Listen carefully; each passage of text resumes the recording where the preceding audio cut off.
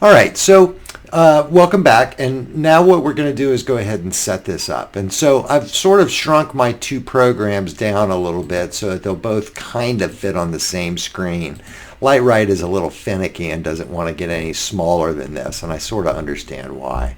But let's go ahead and we need to set this link up. And where we initially set the link up is going to be in Vectorworks, right? So if you'll go to your File pull down menu and we come down to where it says Document Settings, what we want to do is go over to Spotlight Preferences.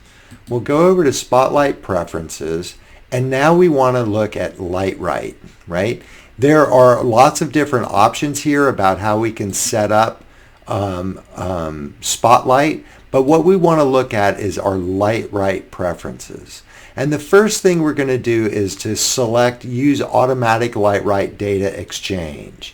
Let's go ahead and select that.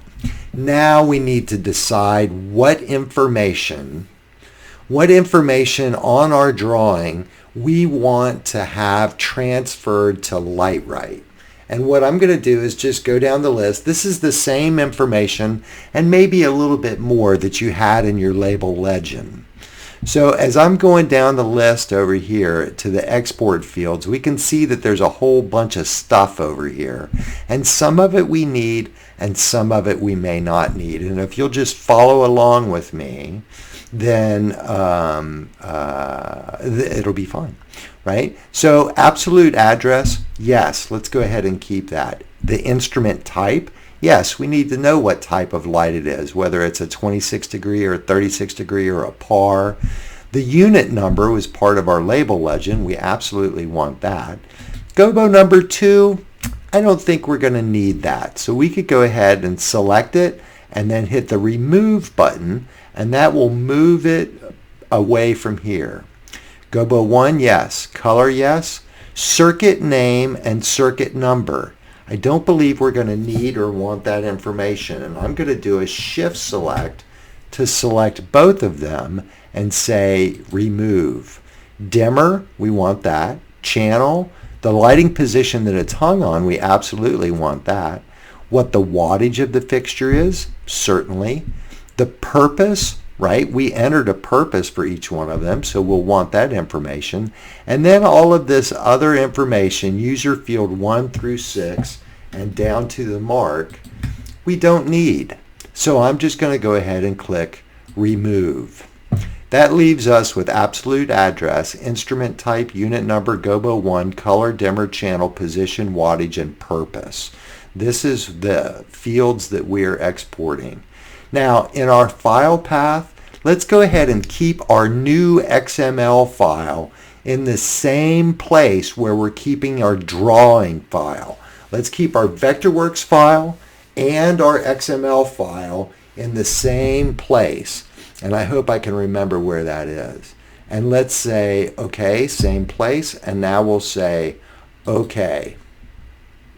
Now, you think that we would be done with that, but we're not. The first thing we had to do was to save it.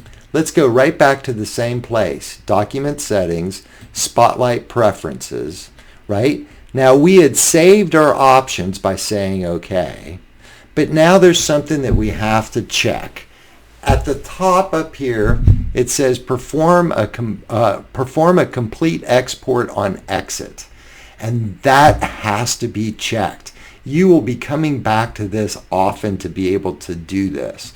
Let's just put a check mark there and we say OK, right?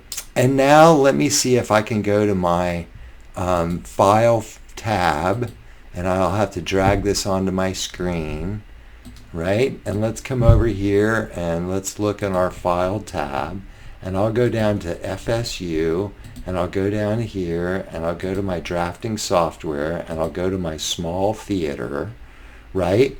Now, the name of my Vectorworks file is small theater, and I've named it instructor file, and I've also put this designation after there so I can keep track of it. But if you'll look right here in this, and that show file, that Vectorworks file is right here, small theater instructor file, and just below it is a file of the exact same name, but it says XML document, and that's what we want to have. And you can see I just created it at 8:21 this morning on the 5th, and that's my XML document, and that is that file that we are going to share information across, that we need to have both programs linked to.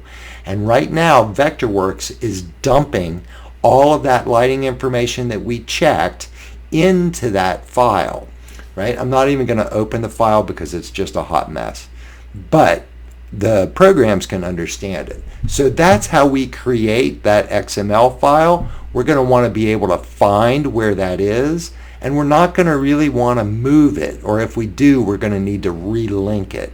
But we'll get to that in a little bit. In the next video, we'll go ahead and link Lightwright to that file, and we'll be there in a minute.